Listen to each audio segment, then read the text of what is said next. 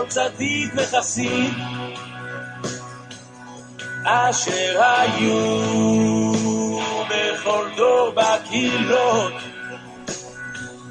והעונה אוניות ים בשרות והעונה למתענה במחלות.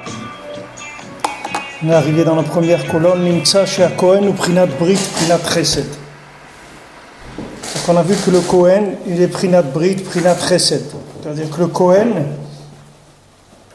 sa spécialité c'est d'être dans le principe de Brit, dans le principe de Chesed.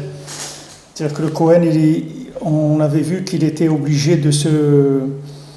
d'être beaucoup plus exigeant au point de vue alliance avec Hachem, puisqu'il n'avait pas le droit de se marier avec des femmes qui seraient permis pour les Lévi'im et les Israélites, mais pour lui, ça ne serait pas permis, des femmes divorcées, d'autres femmes qui ne sont pas permises pour le Kohen. Parce qu'au niveau Brit, c'est-à-dire au niveau alliance, le Kohen, il va être beaucoup plus, disons, on va être exigeant avec lui parce qu'il a besoin d'être connecté à Hachem pour pouvoir transmettre au Am Israël les brachot. Donc on a dit que le Kohen il est Prinat Brit, Prinat Chesed. Alken kol brachot al-yedei Kohen. C'est pour ça que toutes les brachot elles viennent du Kohen, c'est-à-dire le Kohen il transmet les brachot. Ki al yado nishlamim kol brachot, parce que grâce au Kohen il y a on va compléter toutes les brachot, elles vont devenir parfaites. Parce que toutes les brachot, toutes les bénédictions qu'il peut y avoir, elles n'ont de perfection que s'il y a de la emuna. Et comme on avait vu que la emuna, elle dépendait de shmirat habrit, c'est-à-dire le niveau de foi, le niveau de confiance dans Hachem, il dépend du niveau d'alliance de la personne. Donc, comme on a expliqué plusieurs fois dans les shiurim avant qu'on a étudié la Torah, que le lien, c'est ça qui est établi, c'est la confiance, que quand il y a un lien entre l'individu et Akadosh Baruch Hu, alors petit à petit, il y a une confiance qui s'installe.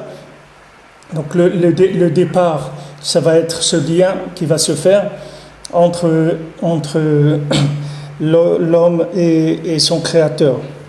Chesed mitgalé.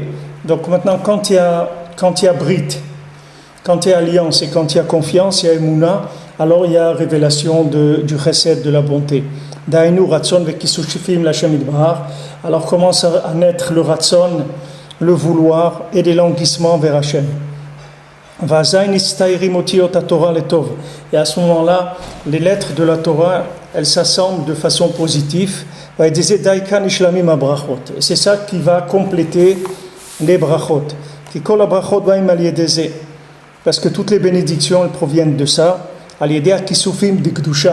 le fait qu'il y a des kisufim de Gdusha, c'est-à-dire qu'il y a un vouloir de Gdusha, des retsonot, des vouloirs, des languissements, comment se rapprocher d'Hachem. Parce qu'avec ça, on va dessiner, on va assembler les lettres de la Torah. Maintenant, les lettres de la Torah, c'est elles qui vont faire tout ce qui se passe dans le monde. Alors on les assemble de façon positive et pour la bénédiction. Et de là-bas vient la bracha spécialement.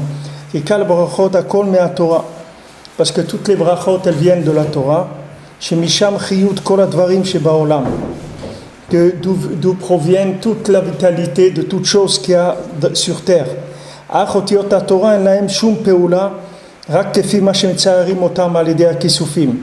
Mais maintenant, les lettres de la Torah, elles n'ont de peoula, c'est-à-dire elles n'agissent que selon comment on les dessine grâce à son vouloir.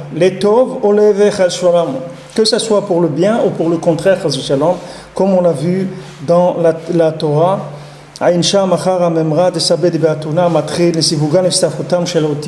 Donc comme on a vu dans la Torah. Donc ici le Rabbi Nathan il reprend le schéma dont on a parlé avant, en appuyant bien sur le fait que maintenant si vous voulez, le monde il est là, il est prêt à fonctionner, mais il n'a pas une orientation qui est définie. C'est-à-dire l'orientation, elle va être donnée selon le bon vouloir de l'homme. C'est-à-dire que c'est l'homme qui va décider de l'orientation du monde, de ce que le monde va devenir. Le monde, il a été créé avec des lettres. Maintenant, ces lettres-là, elles sont en place avec un fonctionnement minimum pour le maintien de l'humanité. C'est-à-dire que là où Akadosh Baruch Hu, il a estimé que l'homme pouvait complètement détruire le maintien du monde, alors ça c'est resté quelque chose qui n'est pas dépendant de l'homme à un premier niveau, comme on l'a vu. C'est-à-dire que maintenant, s'il y a un respect des lois de l'alliance minimale, donc il y a un fonctionnement minimal du monde, que ce soit l'été, l'hiver, le jour, la nuit, la nourriture, les fruits, l'eau, etc. Tout ce qu'il faut pour que le monde fonctionne au niveau minimal. Maintenant, ce minimum-là, il peut aussi, chas v'shalom, être détruit si l'homme détruit le minimum requis au niveau de l'alliance, comme on l'avait expliqué. C'est-à-dire que maintenant, dans l'alliance, Akadosh Baruch Hu, il requiert un minimum. Ce minimum-là, chacun, il doit le garder, que ce soit dans l'Am Israël ou que ce soit dans les nations. Les nations aussi, elles ont le minimum requis dans l'alliance. Maintenant, si, chas v'shalom, cette alliance, elle est abîmée, alors même le minimum de fonctionnement du monde, il va se détruire. Donc on a besoin de ce minimum de fonctionnement pour assumer la suite. Mais maintenant, une fois qu'on a assumé ce minimum de fonctionnement, après il y a des niveaux. C'est-à-dire que maintenant l'alliance, qu'est-ce qu'elle va produire? L'alliance, elle va établir la confiance en Hachem. Donc plus le niveau de l'alliance sera élevé, et plus le niveau de Emouna, il sera grand. Comme je vous avais donné l'exemple pour Yosef Hatzadik, il n'avait pas le droit de demander à quelqu'un de le faire sortir de prison. Bien que maintenant un autre individu, il a le droit, et c'est même une mitzvah, c'est une mitzvah de la Torah, Pidyon Shvuim, de libérer quelqu'un de prison, c'est une mitzvah minatora. Donc maintenant, comment ça se fait que Yosef Hatzadik il demande à être libéré et pour ça il est puni, il prend 2 ans de plus de prison parce qu'il a demandé à quelqu'un? Parce que le fait que Yosef, il était Yosef Hatzadik, c'est-à-dire qu'il avait un niveau de maintien de l'alliance qui était très élevé, donc il avait une émouna complète. La émouna complète, elle fait que l'homme, il n'a plus du tout de dépendance astrale. Donc il n'a pas le droit de faire des mouvements, que ces mouvements-là, ils vont agir sur les astres. C'est-à-dire, nous, quand on fait un mouvement, par exemple, quand quelqu'un, il se déplace, ou il va chercher du travail, ou bien quelqu'un, il va prendre des médicaments, il va voir un médecin. Ça, ce sont des actions qui font déplacer les astres. C'est-à-dire que ça va influencer les astres. Mais celui qui a une émouna complète, lui, il n'a pas du tout besoin de faire ces choses-là. Mais non seulement il n'a pas besoin, mais ça lui devient interdit. C'est-à-dire que lui, il vit comme dans Shabbat, toute la semaine. C'est-à-dire qu'il n'a pas le droit de travailler, il n'a pas le droit de faire des actions qui éveillent la position des astres pour recevoir ce qu'il doit recevoir. Parce que lui, il est alimenté directement par ce qu'on appelle Dvar Hashem, c'est-à-dire qui est au-dessus des astres. Donc maintenant, chacun, selon son comportement dans l'alliance, il va avoir une confiance dans Hachem. Cette confiance dans Hachem, elle va révéler la bonté. La bonté d'Hachem, elle va faire qu'il va y avoir des retsonot et des kisufim, des vouloirs positifs qui vont se développer. Ces vouloirs positifs, ils vont aller influencer les lettres, c'est-à-dire de la création. Elles vont mettre des voyelles et des assemblements positifs dans les lettres pour amener la bénédiction dans le monde. Donc ça, c'est le système astral. C'est comme ça que le monde, c'est pas le système astral, c'est le système de la Emouna qui va influencer sur les astres. C'est-à-dire que maintenant, c'est le système de fonctionnement de l'humanité. C'est là où Hachem, il a donné le libre arbitre. Le libre arbitre, ça veut dire que l'homme, il est le décisionnaire du monde. C'est-à-dire c'est lui qui va mettre en place le monde, comment le monde va s'orienter. Est-ce que maintenant il va y avoir de l'abondance dans le monde? Est-ce qu'il va y avoir de l'amitié entre les gens? Est-ce qu'il va y avoir de la révélation de la Torah? Tout ça, ça va dépendre de la recherche de l'homme. Vers quoi il va tendre? Quelle va être la tendance? Comme on dit, quelle est la tendance aujourd'hui? La tendance aujourd'hui, elle est faite du vouloir de l'humanité. C'est ça qui va rendre la tendance qu'il va y avoir. Tendance, elle dépend des vouloirs de l'humanité. Maintenant, les vouloirs de l'humanité dépendent du lien avec Hachem, de l'alliance. Plus cette alliance, elle va être forte, plus il va y avoir confiance, plus il va y avoir chesed, plus il va y avoir retzonot, vouloir positif, et plus il va y avoir de brachot dans le monde. C'est-à-dire que ces lettres qui attendent à être influencées, elles vont être influencées positivement. Si maintenant dans le monde il y a des vouloirs qui sont négatifs, alors le monde va tourner au négatif. C'est comme un véhicule qui a pas où on a mis le véhicule en marche, tout est là. Maintenant l'homme, c'est lui qui doit prendre le volant et décider s'il va tourner à droite, à gauche, aller tout droit. C'est ça le sens du libre arbitre qu'Akadosh Baruch Hu il a donné entre les mains de l'homme. Mais il y a un minimum. Le minimum, c'est le maintien minimum de l'alliance. S'il n'y a pas ce maintien de minimum d'alliance, alors le minimum aussi, le minimum vital requis pour le maintien de l'humanité, alors aussi il est plus assuré. Sinon, Akadosh Baruch Hu, il assure le fonctionnement s'il y a maintien de l'alliance minimale. S'il n'y a pas le maintien de l'alliance minimale, alors là on passe déjà dans des niveaux de destruction. Alors maintenant, ce qu'il explique ici Rabbi Nathan, qu'il n'y a aucun mouvement dans le monde sans les lettres de la Torah. Donc ne croyez pas qu'il y a dans le monde il y a des individus qui font quelque chose en dehors des lettres de la Torah. C'est-à-dire que tous les individus, ce sont comme des marionnettes. C'est-à-dire qu'ils sont influencés, toute l'humanité, elle est influencée, elle est mue par les lettres de la Torah. Il n'y a rien d'autre qui agit dans le monde. Ce sont les lettres de la Torah. Maintenant, c'est comme un jeu de lettres, si vous voulez. C'est comme si vous avez le Scrabble ou quelque chose comme ça. Alors, à vous d'assembler les mots. Voilà, on vous a donné des lettres maintenant. Vous avez un Scrabble, c'est des lettres. Vous avez des A, des B, vous avez toutes sortes de lettres dans l'alphabet, ok? Maintenant, à vous d'assembler les lettres. Vous pouvez écrire avec les mêmes lettres.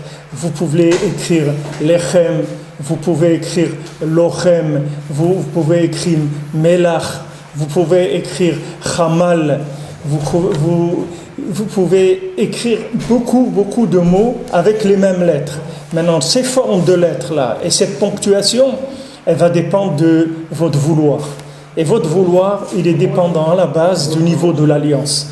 Donc c'est là où il faut travailler, il faut créer un lien avec Akadosh Baruch Hu, il faut essayer de se lier avec Akadosh Baruch Hu.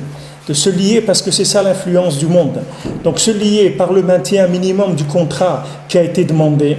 Pour un juif, il doit faire la Brit Mila, il doit faire attention à la Kedusha, il doit faire attention dans son foyer aux lois de pureté familiale, etc., à son comportement. Et là, après, il y a des milliers de niveaux. Mais il y a un minimum qui est requis. Du moment où quelqu'un il a fait la Brit Mila, dans son foyer, il garde les lois de pureté familiale, il fait partie déjà des gens qui sont dans le minimum de maintien de l'humanité. Ce ne sont pas des destructeurs de l'humanité déjà, ce sont des gens qui se maintiennent. Maintenant, dans les nations, c'est la même chose. Si les gens ils font attention à tout ce qui leur est interdit, c'est-à-dire toutes les interdictions de mariage, d'adultère, de choses qui sont interdites par la Torah, toutes les choses qui sont tous les trucs d'homosexuels, toutes ces choses-là, que s'il faut attention de ne pas tomber là-dedans, alors ils font partie des gens qui maintiennent le monde. Ce n'est pas peut-être des gens qui font progresser le monde, mais ce n'est pas des gens qui détruisent le monde.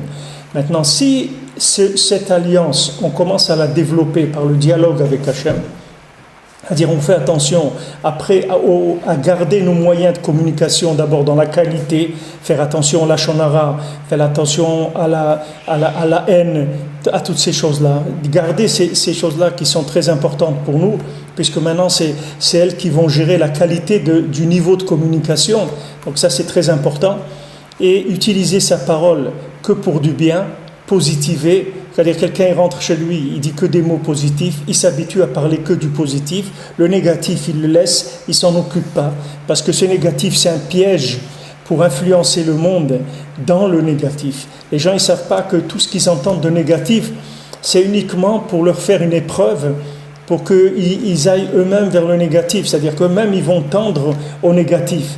En parlant de négatif, ils vont négativiser le monde. Il faut faire attention de ne pas parler de négatif. Nous, on est des gens qui nous occupons du positif. Le négatif, on le laisse, on ne s'en occupe pas. Ce n'est pas notre domaine. On ne s'occupe pas de ça. Le négatif, il ne fait pas partie de la création du monde. Négatif, c'est uniquement les gens qui travaillent dans l'ombre qui s'occupent du négatif. Nous, on ne s'occupe pas du négatif.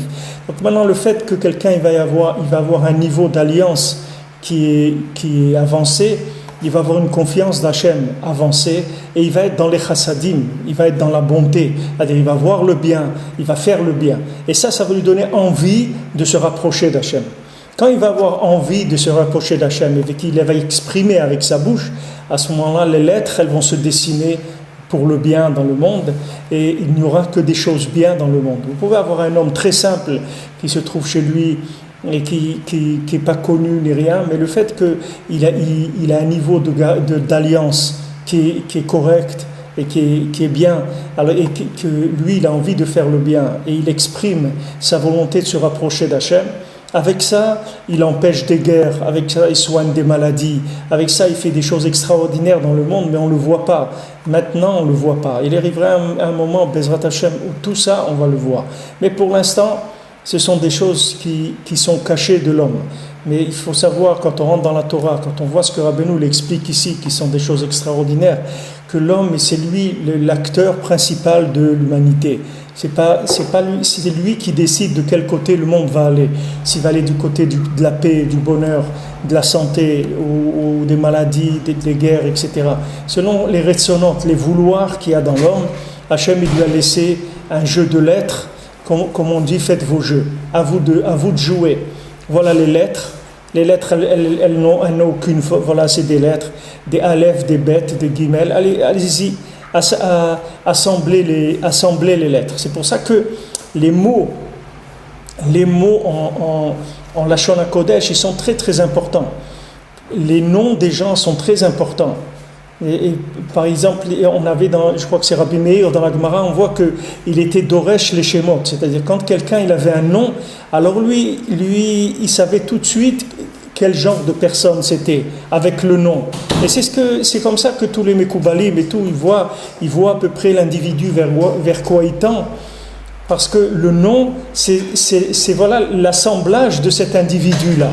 Voilà les lettres qui forment cet individu. Si quelqu'un il s'appelle David, il a un comportement. Si quelqu'un il s'appelle Yitzhak, il a un comportement. Si quelqu'un il s'appelle Yaakov, chaque nom, il a une influence. Et maintenant, quand vous voyez des noms dans le Lashon HaKodesh qui sont en Lashon HaKodesh, vous avez des noms en français ou en anglais ou autre, mais qui sont des noms de Lashon HaKodesh, alors vous êtes sûr que c'est comme ça que cette chose-là, elle s'appelle et qu'elle est comme ça. Par exemple, Mitzraïm.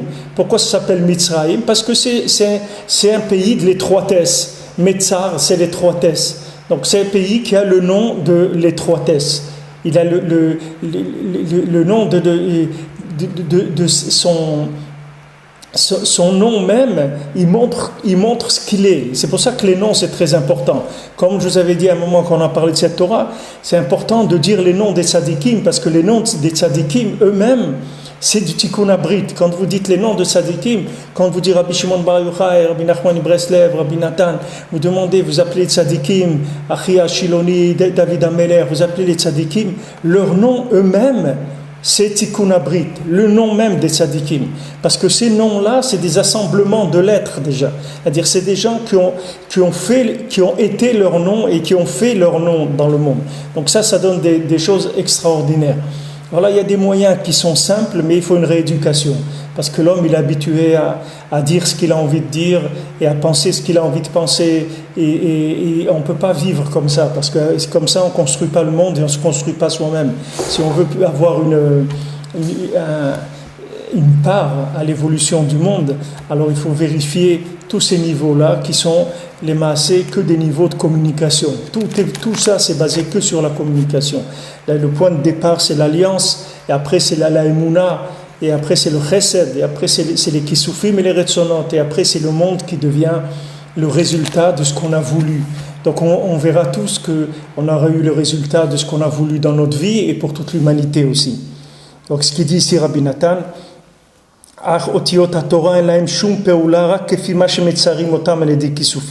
donc les lettres de la Torah, elles n'auront aucune possibilité d'agir si ce n'est comment les assembler grâce à nos kisufim, c'est-à-dire à notre vouloir.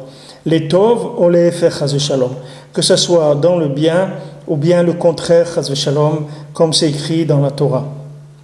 Donc ce qu'on a vu dans la Torah de Sabéaton, c'est-à-dire notre Torah la Lamed Aleph, qu'on a vu là-bas, qu'on a parlé de Zivugan, Vitztarfutam, chez l'Otiot. On a parlé d'accouplement et d'assemblement des lettres. Nimtsa, chez Aliédé Kisufim de Gdusha, Misham Kolabrachot. Donc maintenant, quand il y a des vouloirs de Gdusha, quand on est intéressé, quand on veut des vouloirs de Gdusha, de là vont venir toutes les brachot. Valken daika aliédé achesed shmitgale aliédé shmirat abrit. Donc maintenant, par le fait qu'il y a de la bonté qui se révèle grâce au fait qu'on garde l'alliance, chez Uprinat Ratson ve Kisufim Digdusha, qui sont des vouloirs de sainteté, et des Enishlamim Kol Brachot, grâce à ça, ça va compléter toutes les brachot.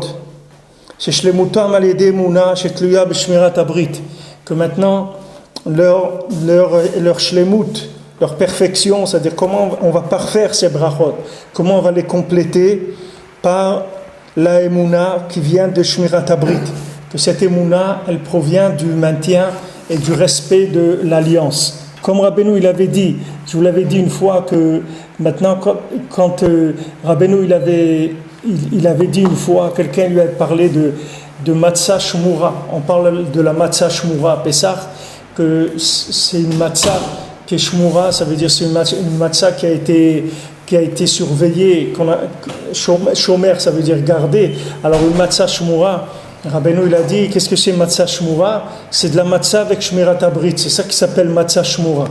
C'est matzah avec Shmirat Abrit. Quand on parle de matzah avec Shmirat Abrit, c'est ça qui s'appelle matzah Shmura. Alors ce qu'il dit ici, que grâce maintenant à la Shmirat Abrit, il va y avoir maintenant une shlemut de toutes les brachot, c'est-à-dire que maintenant toutes les brachot elles vont se compléter, c'est-à-dire c'est possible que quelqu'un il ait des brachot qui soient prévus, des brachot qui soient là, qui attendent de venir vers lui, c'est-à-dire qu'il a beaucoup de choses qui sont là, qui sont en attente, comme un puzzle ou comme des lettres qui sont prêtes là pour être assemblées et donner des choses extraordinaires. Et pour l'instant, elles n'ont pas été assemblées parce qu'il n'y a pas eu de maintien de l'alliance, donc il n'y a pas eu des mouillans, il n'y a pas eu de chesed, il n'y a pas eu de retzonot, et donc on n'a pas eu les brachot qu'il fallait avoir. Donc les brachot, elles attendent pour être complétées, elles attendent la émouna. Et la émouna, elle dépend de Shmirat Abrit. She'al-dezeh mitgale ha-chesed anal, ובזה מקושר היטב במאמר הנ"ל עניין החסד שהוא הכיסופים בקדושה ועניין שלמות הברכות הנ"ל והבן.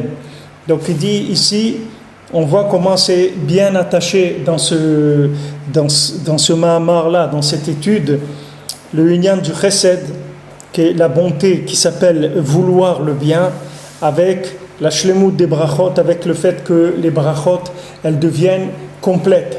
C'est pour ça que là où il y a vouloir négatif, il y a automatiquement klala, le contraire des brachot. Vous voyez, Rav Levi Yitzhak et Rav Shalom il racontait, il disait que maintenant, que dès que le communisme il est passé au pouvoir en Russie, il dit le jour même, les poissons ils se sont cachés dans l'eau. C'est-à-dire que les pêcheurs, ils jetaient leurs filets, ils remontaient vides. Il n'y avait plus de poissons, il n'y avait plus rien. Pourquoi ? Parce que quand ils sont passés au pouvoir, ça a été la matérialisation du mal, la matérialisation de vouloir négatif. C'est vouloir des négatifs, enlever la liberté des gens. à enlever l'égalité des gens, à enlever l'initiative des gens, fabriquer des gens qui sont des prototypes humains, bien sûr exploités derrière par des hyper-bourgeois qui se prétendent soi-disant des gens qui sont humains, etc. Mais même maintenant, je ne sais pas comment ils appellent ça en France, les socialistes caviar, ou je ne sais pas comment ils appellent ça, mais vous avez des gens qui ils n'ont pas honte, c'est-à-dire ils disent nous on est des socialistes, mais vous voyez c'est des milliardaires, c'est des gens qui sont eux-mêmes, ils sont milliardaires, mais c'est le socialisme, c'est pour le peuple, c'est pas pour eux, c'est des hyper-capitalistes. Alors ces gens-là, quand ils sont passés au pouvoir, ils ont enlevé tout de suite la bracha. Tout de suite, ils ont enlevé la bracha, c'est-à-dire qu'il n'y avait plus de bracha dans leur pays. Et leur pays, il est devenu maudit, c'est-à-dire qu'ils avaient toute la possibilité. Vous verrez, c'est des pays qui ont des possibilités incroyables au niveau ressources naturelles qu'Hachem il leur a données. C'est-à-dire qu'il y a de l'or, il y a de l'argent, il y a du pétrole, il y a du gaz, il y a de tout ce que vous voulez. Tout le bien, tout qu'il peut y avoir dans le monde, vous le trouvez dans ces pays-là. Mais seulement, c'est inexploitable. Pourquoi? Parce que les lettres, elles ne sont pas assemblées dans le bien. Donc c'est des choses qui sont privées, c'est-à-dire leurs propriétaires même, ils sont privés de la chose. Et ça, individuellement, c'est pareil. Quelqu'un, il peut avoir beaucoup de choses, mais il ne peut pas l'utiliser, c'est-à-dire que la chose, il ne peut pas la vivre, parce qu'il n'y a pas de shmirat habrit, c'est-à-dire qu'il n'y a pas eu de maintien d'alliance, il n'y a pas eu d'émouna, il n'y a pas eu de kisufim tovim. Vers Akadosh Baruch Hu. Il n'y a pas eu de retzonot tovim, c'est-à-dire d'un bon vouloir faire le bien dans le monde.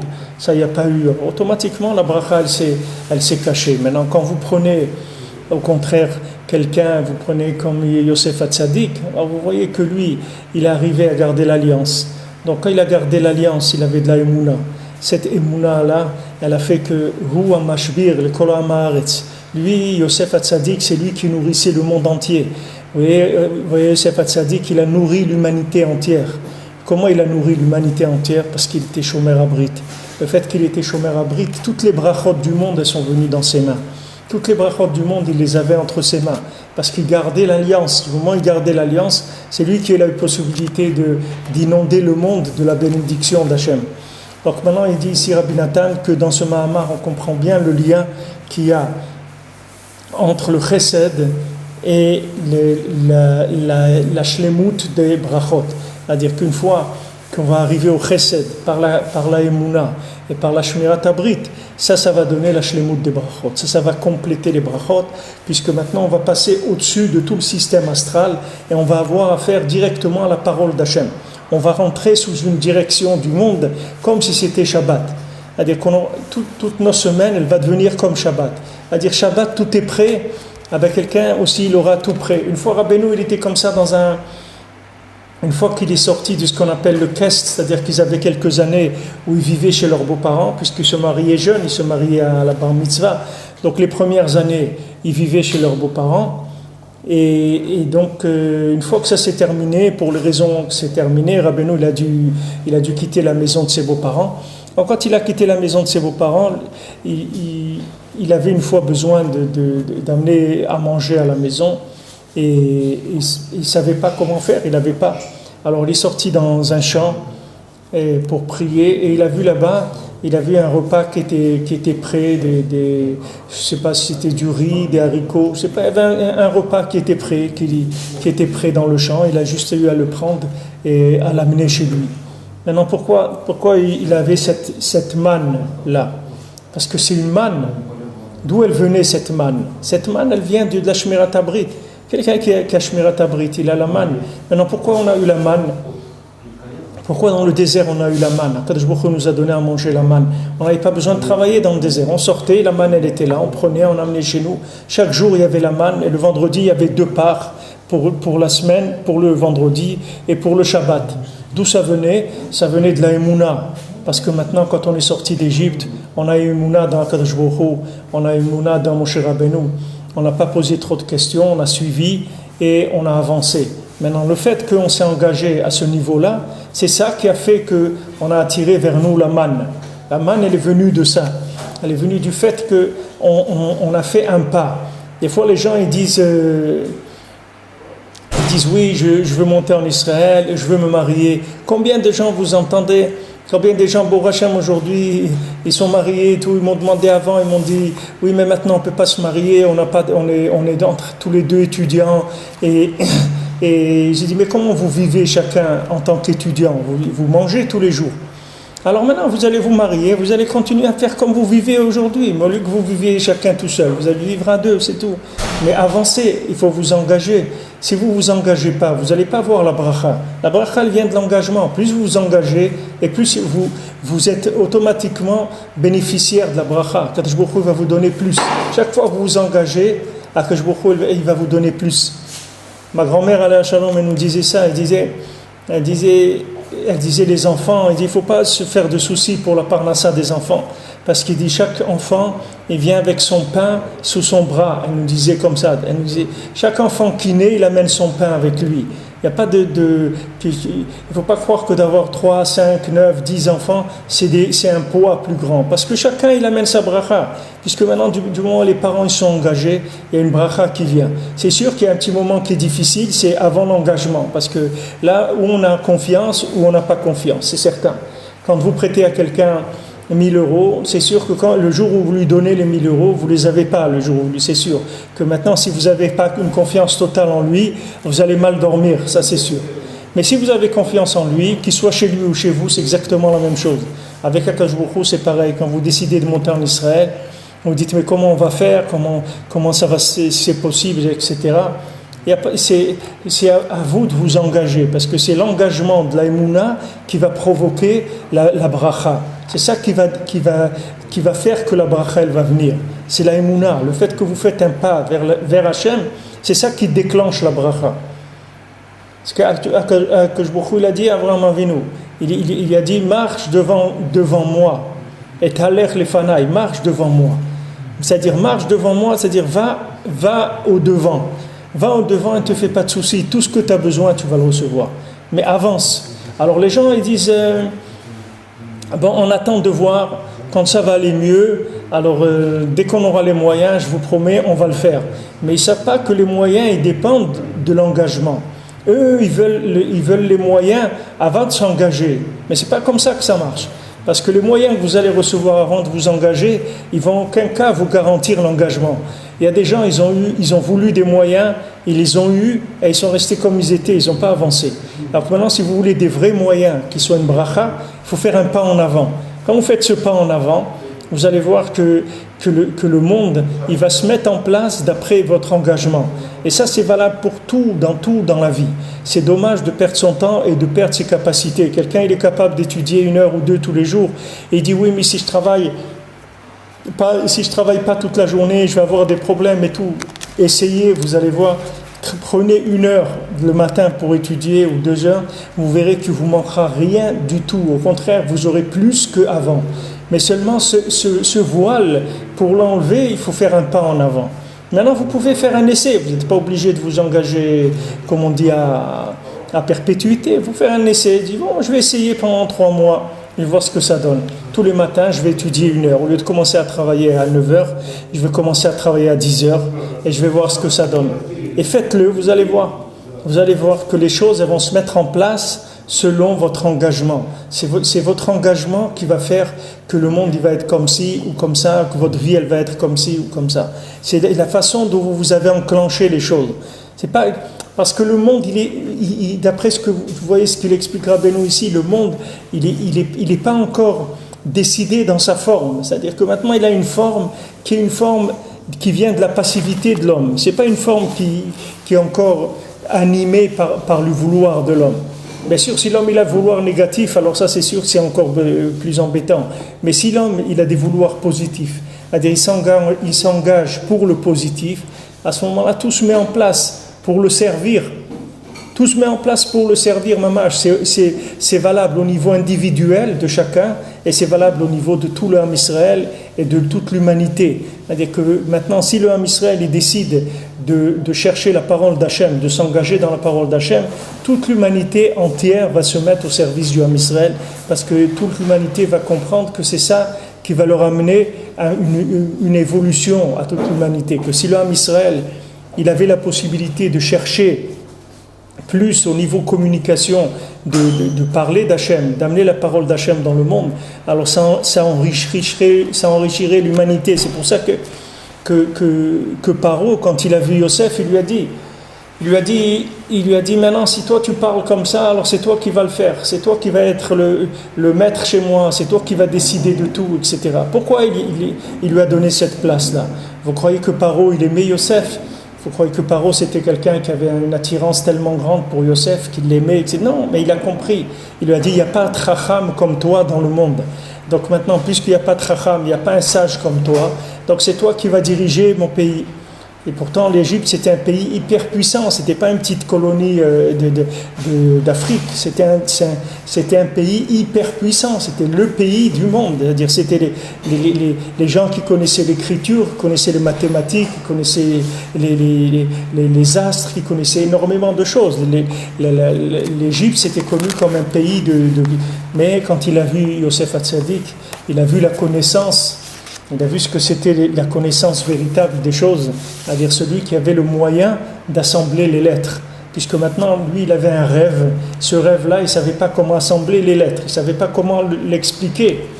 C'est ça l'interprétation d'un rêve. L'interprétation d'un rêve, c'est quoi? C'est de mettre les éléments du rêve en place. Alors lui, il est venu, Yosef, il lui a expliqué le rêve, et il lui a donné aussi tout de suite l'attitude à avoir. Tout de suite, avec l'interprétation, il a donné l'attitude à avoir. Pour chacun d'entre nous, c'est exactement la même chose. Plus quelqu'un, il va garder l'alliance, plus quelqu'un il va voir Emouna dans Hachem, et plus il va voir que les questions qu'il a dans sa vie, que les éléments qu'il n'a jamais pu assembler, il va voir qu'ils vont s'assembler. Mais il faut avancer, c'est tout. Il faut faire un pas en avant. Il faut faire un pas. Maintenant, ce n'est pas la peine de sauter d'en haut d'une falaise. Un pas en avant, c'est tout. Un pas en avant, on essaye. Quelqu'un, il veut monter en Israël, il a peur. Il ne sait pas comment ça va se passer. Il n'a qu'à essayer, qu'il vient en Israël pour un an, il va en Israël pour 2 ans. Il va essayer, c'est tout, il va voir. Ça marche pas, il retourne.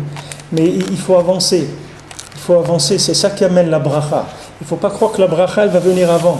Vous comprenez pourquoi? Parce que l'engagement, c'est ça qui va assembler les lettres pour pouvoir recevoir la bracha. C'est le pas que vous allez faire en avant avec la Emouna qui va faire que les lettres, elles vont vous donner les moyens de vivre votre engagement. Tout est là pour vous servir, mais il faut que vous montriez que vous êtes engagé.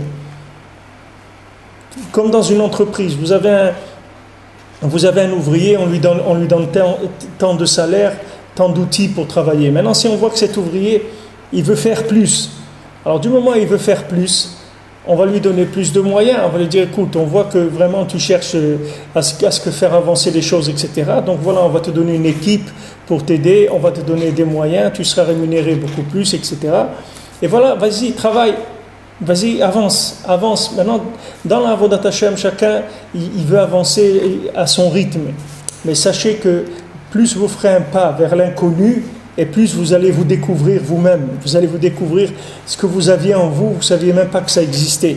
Combien de gens aujourd'hui sont en Israël et Mamash, ils vous disent quelle naisse qu'Hachem m'a fait que je suis monté en Israël, je serais resté là où j'étais, jamais j'aurais pu savoir que j'avais ça en moi, ces capacités en moi, ces possibilités en moi, ces connaissances en moi, cette facilité. D'où c'est venu ça? Le fait que je fais un pas. J'ai fait un pas. Akash Baruch Hu, il m'a envoyé la bracha. Et la première des brachot, c'est quoi? C'est de se rendre compte qu'on est capable de vivre autre chose que ce qu'on vit. Qu'on est capable de sortir de notre médiocrité, de notre façon de vivre. On est capable. Chacun est capable. Mais seulement pour arriver à le voir, il faut s'engager à un moment. Et cet engagement, au moment où il est fait, c'est vrai qu'il est un petit peu difficile parce qu'on ne peut pas nous garantir quoi que ce soit, c'est normal, on ne peut pas vous garantir, c'est de la création. Comment vous voulez qu'on garantisse? On ne peut pas vous garantir sur de la création. Quand vous prenez un modéliste, il va vous créer un modèle de vêtements. Et il ne peut pas vous garantir que le modèle qu'il va faire, c'est celui qui va marcher, et il ne sait pas, c'est un chercheur dans la création, il avance et il crée des choses, c'est tout. L'homme, il est créateur, c'est ça son libre arbitre. Que Baruch Hu lui a donné la possibilité d'être un créateur. Alors comment il va créer? Il faut qu'il s'engage. S'il garde les éléments, s'il fonctionne avec les éléments qu'il a, il va tourner en rond, c'est tout. Il ne va jamais avancer. Et combien de gens ils sont bloqués, ils tournent en rond, ils se disent Là où on est bien, et déjà on a le minimum, il ne faut pas chercher trop dans la vie, etc. Les gens, ils veulent continuer à tourner en rond là où ils sont. Mais s'ils continuent à tourner en rond, alors le monde, il va tourner en rond, votre vie, elle va tourner en rond avec vous. C'est-à-dire, il n'y a pas de changement. Les changements, ils viennent le jour où vous décidez de sortir de là où vous êtes.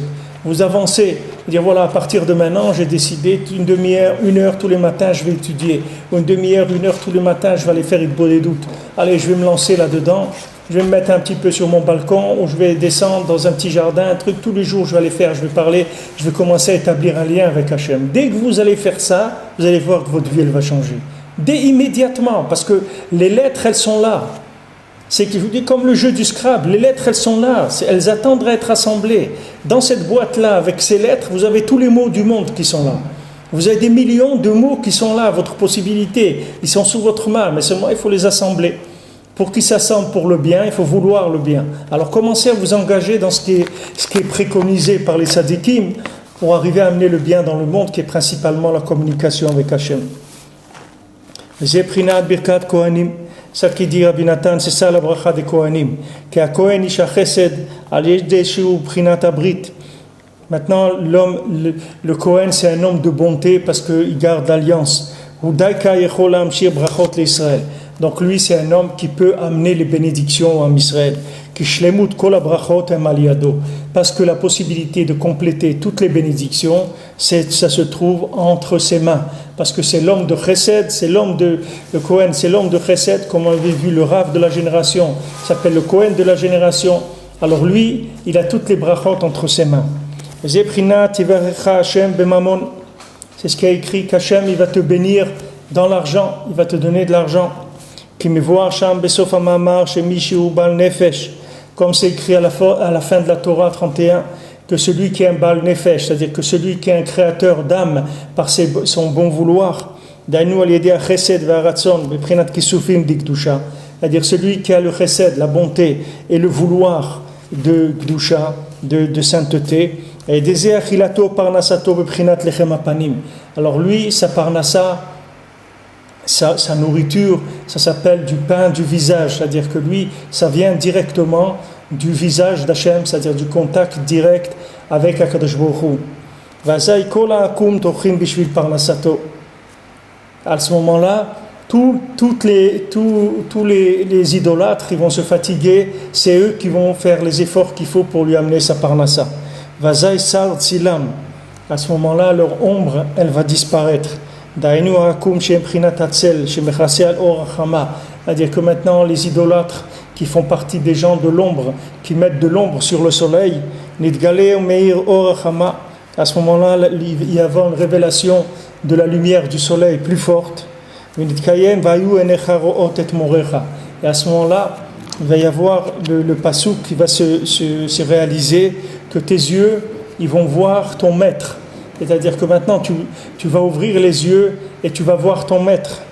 Aïn Sham Hetev, va voir bien ça là-bas, c'est-à-dire comme nous on l'a vu dans la Torah.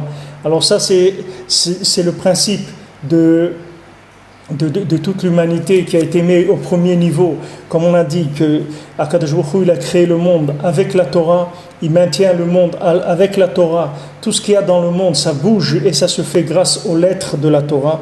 Maintenant, HaKadosh Baruch Hu, il a laissé le monde 2000 ans dans le Derech Eretz, comme c'est écrit Derech Eretz Kadma la Torah.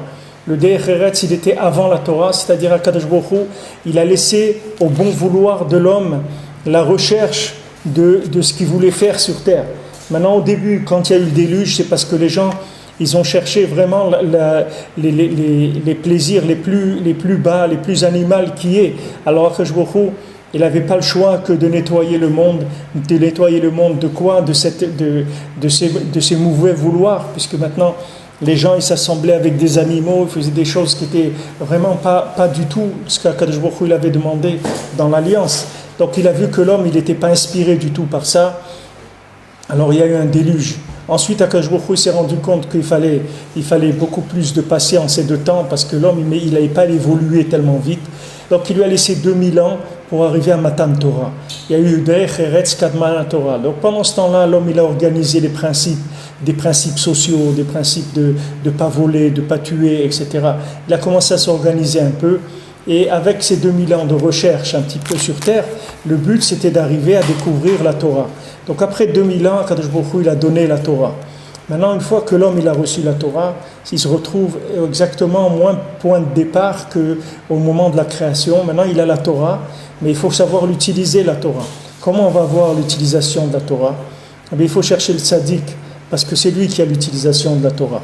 C'est-à-dire que maintenant, de la même manière que les nations, elles ont cherché à quoi il servait le monde, et qu'au bout de 2000 ans, Hachem il a dit voilà à quoi il sert, je vous donne la Torah. Eh bien, une fois qu'on a reçu la Torah, il fallait demander à Akadosh Baruch Hu à quoi ça sert la Torah. Et à ce moment-là, Akadosh Baruch Hu, il aurait dit voilà, ça sert à chercher Moshe Rabbeinu, à chercher le tzaddik de la génération. C'est à ça que ça sert la Torah. Parce qu'une fois que vous allez trouver cet homme-là, il va vous donner toutes les brachot du monde, c'est-à-dire il va vous donner toute la conscience qu'il faut avoir sur terre. Il va vous ouvrir les yeux.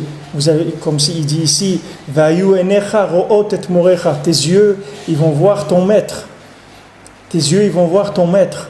Quand Rabbeinu, il a dit la Torah, Samer Zayin, la Torah 67, dans le deuxième chelek du Likutei Moharan, qui s'appelle Bereshit Le'enei Kol Israël, c'est une Torah qu'on a le droit d'étudier à Tisha B'Av. Alors Rabbeinu, quand il a dit cette Torah quand il y a eu le décès du Rav Yitzhak de Berditchev. Alors Rabbeinu, il a dit cette Torah, il a parlé là-bas du décès du tzaddik, quand le tzaddik il quitte ce monde, etc. Et les gens, ils n'ont pas compris du tout de quoi il parlait, parce que il n'y avait que lui qui savait que Rav Yitzhak de Berditchev, il était décédé.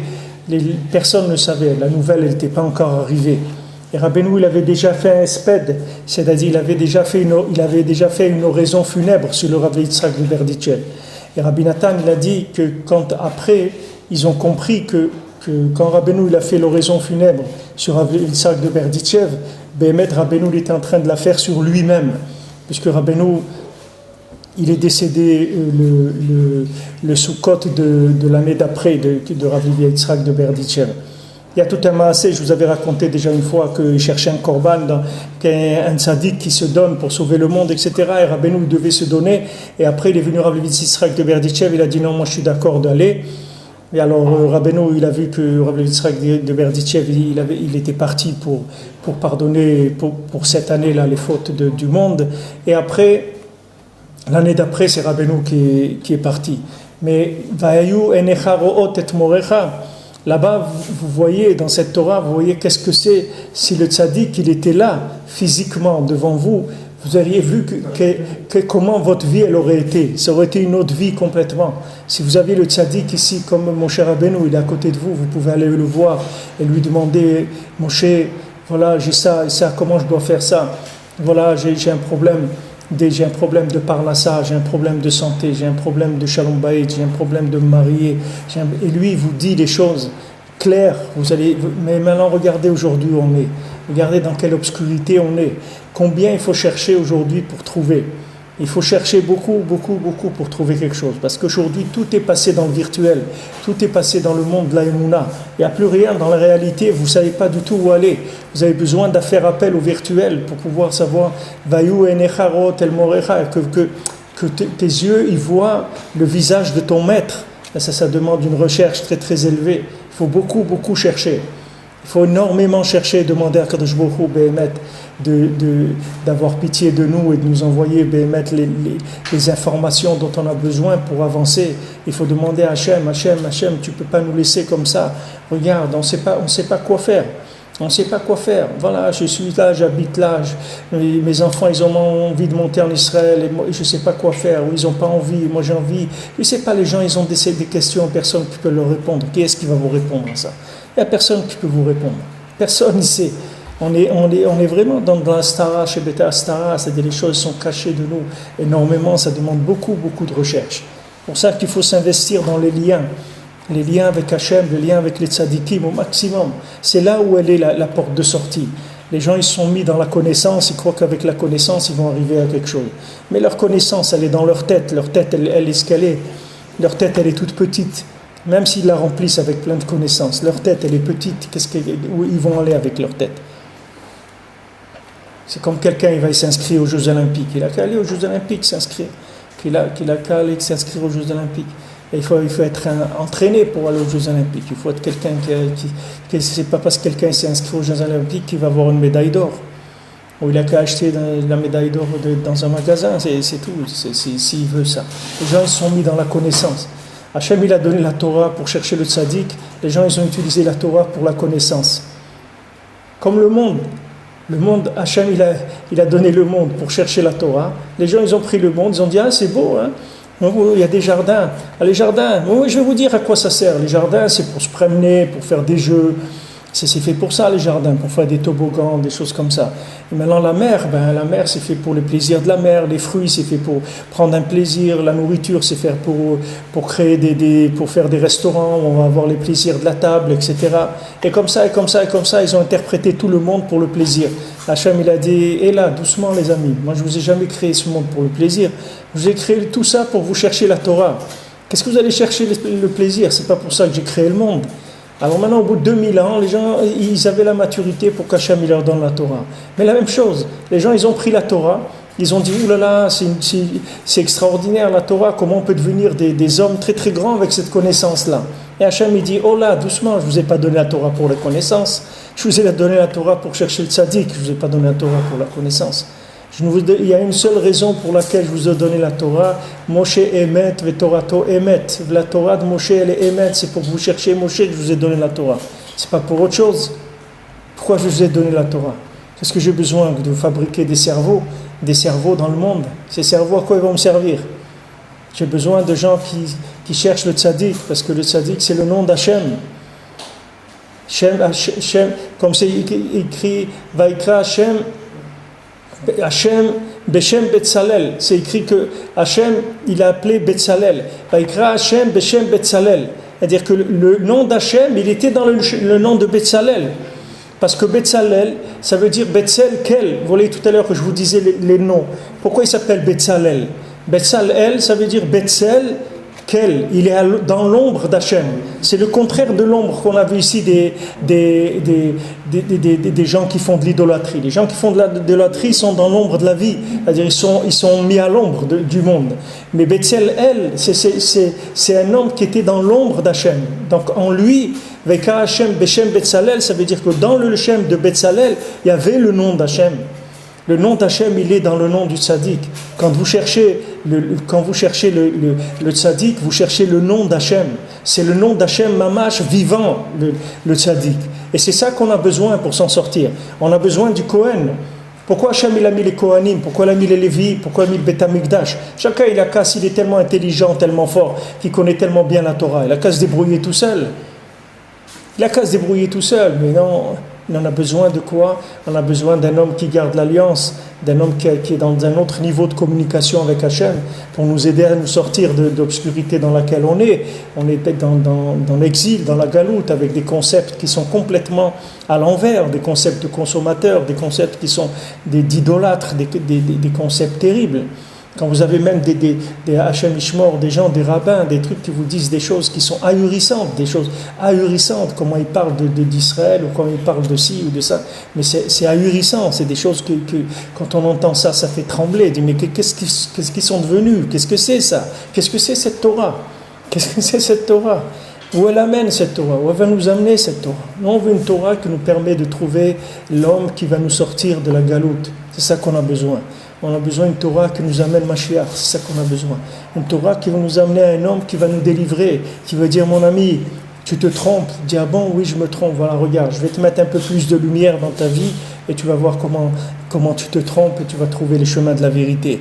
Et puis, on se réveille et on dit, oh là là, qu'est-ce que j'étais idiot, je ne me suis pas rendu compte que ça c'était à côté de moi, je ne le voyais pas. Et c'est comme ça. On ne peut pas voir. On a besoin des tzadikim. C'est eux qui nous aident à voir. On a vu que les tzadikim s'appelaient les yeux de la communauté.